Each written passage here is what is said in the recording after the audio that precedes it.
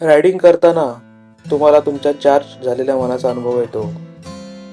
तुमचे लक्ष एकाग्र असते, जे तुम्हाला वर्तमानात राहायला मदत करते. या प्रकारे तुम्ही आपल्या विचारांच्या आव्हानापासून दूर जाता. मी असाच पुढे जात राहिलो. माझे सबकॉन्शियस माइंड आणि ब्रेन बाईक चालवत राहिले.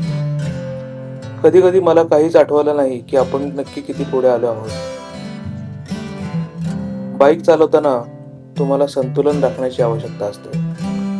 या प्रकारे तुमच्या समन्वय कौशल्यात सुधारणा होते आणि तुम्ही अधिक चैतन्यपूर्ण बनता.